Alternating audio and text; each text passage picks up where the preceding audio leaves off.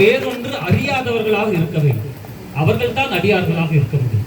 நாமெல்லாம் அடியார்கள் கிடையாது. எல்லாத்தையும் அறிந்து வைத்திருக்கிறோம். எதையும் அறியாமல் இருப்பவன் தான் அடியாராக இருக்க முடியும். நீங்க யாருப்பா நாட்டினுடைய பிரதமர் தெரியாதுங்க, யாருப்பா நாட்டினுடைய முதலமைச்சர் தெரியாது, நாளைக்கு யாருப்பா வருவாங்க, என்னதுங்க நாளைக்கு தேர்தல் ரிசல்ட்டுமே, அதெல்லாம் எனக்கு தெரியாதுங்க. உனக்கு என்னதான் தெரியும்? எனக்கு சிவன் தான் தெரியும். சிவத்தை தவிர வேற எதுவும் தெரியாது. அவங்க யாருப்பா உங்களுக்கு சொந்தக்காரா? எனக்கு தெரியாது. எனக்கு எதுவும் தெரியாது. எதையும் நான் அறிந்து வைத்துக் கொள்ளவில்லை. அடியேன் அறிந்து எதையும் நான் செய்யவில்லை. உணர்ந்து செய்கிறேன். உணர்ந்தது சிவம். சிவம் சிவம் என்று உணர்த்தக்கூடிய ஒரே நிலையிலே எவன் ஒருவன் இருக்கிறானோ அவன் மட்டும்தான் அடியாராக இருக்க முடியும். நாமெல்லாம் அடியார் கிடையாது. அப்போ நாம அறிந்து வைத்துக் கொண்டு வாழ்க்கையை நடத்துகிறோம். அறியாமலே சிவன் அடியார்கள் என்றால் எதையும் அறியாதவர்கள் சிவன் அடியார். எதை பற்றி அறிய மாட்டார்கள். அவர்களுக்கெல்லாம் எதுவும் ஒன்றும் தெரியாது. அப்படிப்பட்டவர்களாக இருந்தால்தான் சிவத்தை நினைக்கக்கூடிய அடியார்களாக இருப்பார்கள். அவர்கள் மட்டும்தான் அடியார்களாகவே இருக்க முடியும். அதையெல்லாம் தாண்டி பொல்லா வினையின் புகழுமாறு ஒன்றறியே புல்லாகி பூடாய் புழுவாய் மரமாகி பல்விருகமாகி பறவையாய் பாம்பாகி கல்லாய் மனிதராய் பேயாய் கணங்களாய் வல்லசுரராகி முனிவராய் தேவராய் செல்லான் என்ற இத்தாவர சங்கமத்துள் எல்லா பிறப்பும் பிறந்து இளைத்தேன் எம்பெருமான் சொன்னார். அற்புதமா இதுல பாருங்க. அடுத்த வாரம் வரும்போது நீங்க இப்ப நேரம் இல்லை, நீங்க வந்துட்டாங்க. நம்ம நிறைய நேரம் இதுக்கு நம்ம 1 மணி நேரத்துக்கு மேல ஆயிடும்.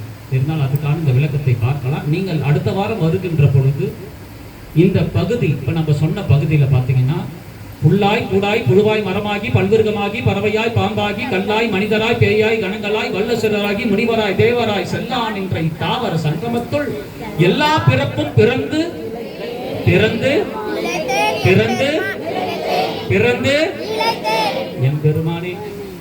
அப்ப இந்த பகுதிகளை நீங்க பார்த்துட்டு வரணும். எத்தனை முறை ஆய் என்று சொல்லியிருக்கிறார், எத்தனை முறை ஆகி என்று சொல்லியிருக்கிறார்.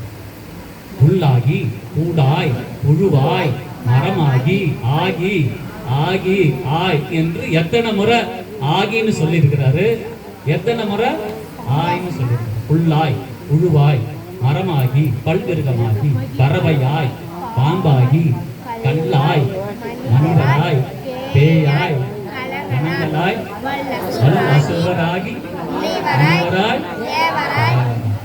அப்ப எத்தனை முறை அந்த பிறவிக்கு எல்லாம் எந்தெந்த பிறவிக்கு அவர் ஆய் என்று சொல்லியிருக்கிறார், எந்தெந்த பிறவிக்கு ஆகி என்று சொல்லியிருக்கிறார். ஏன் அந்த ஆகி ஆய்ன்னு சொன்னார்?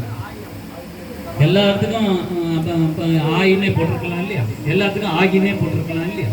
அப்ப ஏதோ ஒரு சூழ்ச்சம் அங்க நிறைந்துதானே அதை சொல்லியிருக்கிறாரு. அப்ப எதை ஏன் அதை அந்த இடத்துல அதுல மணிவாசகர் நம்ம குறிப்பிட்டு சொல்லியிருக்கிறார். செல்லான் என்ற இத்தாவர சங்கமத்துள்